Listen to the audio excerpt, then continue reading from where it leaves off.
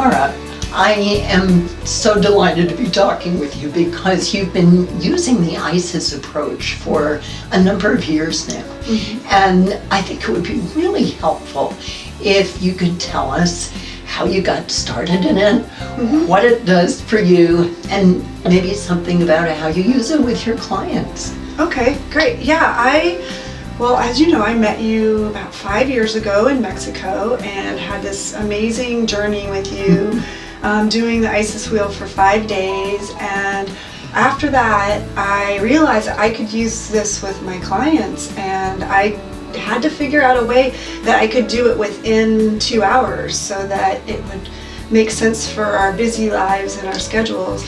I remember our first conversation, you called me up and you said, I've been using the ISIS wheel all week. And I said, oh my God, tell me. So yeah, and it was incredible. Like, I was able, as a therapist, I was able to get up off of the chair and get my clients off the sofa, and we could talk about the ways that people's lives were affecting them without it being sort of this linear clinical way that I was taught.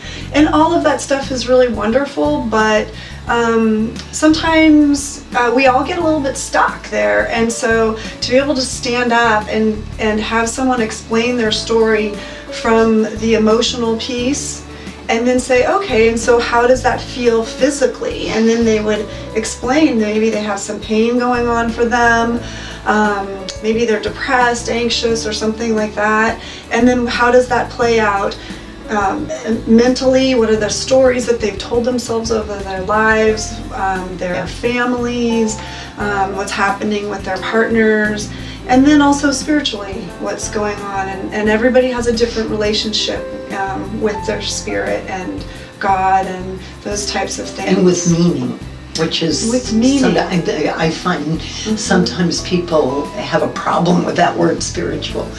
So I'll just say, well, what do you make of all of this that you just said? Yeah, exactly. And so as a therapist, I've found that I can just ask questions, and I'm not sort of giving a prescription. I'm just finding out from my clients what's happening for them, and then they also get to self-regulate. They get to figure out, oh, so if I'm doing this here, then if I tried this instead, then maybe that would help me over here. And then they actually are able to find a self-empowerment that is very vital, and it works wonders. It's incredible. At 15 minutes of the ISIS wheel sometimes will do something that many months of therapy wasn't able to produce. So as a therapist, I'm eternally grateful to have this model. Do you find it engages clients in a different way? In other words, do you ever find yourself working harder than your clients? And does this help? Right. Well, no, absolutely. I think that I set a nice space for them so that it feels really safe and comfortable.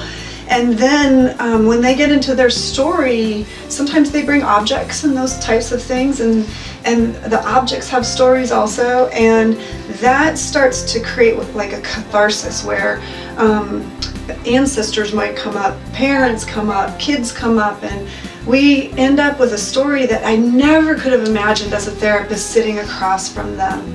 Yeah. So it's really like magic.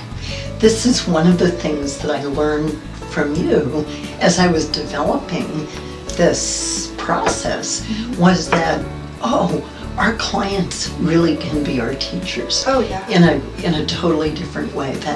That we can go in with a treatment plan, but the clients go way beyond any treatment plan that we might have for them. Absolutely, because we all have an inner wisdom, and I think that the ISIS wheel taps into people's inner wisdom and their body wisdom that starts to come through with the ISIS wheel, and so then they are making their own prescriptions for what they need to do in their lives. You and I could talk for hours about this, and we have. Yes. But for right now, thank you so much. Thank you, Tia.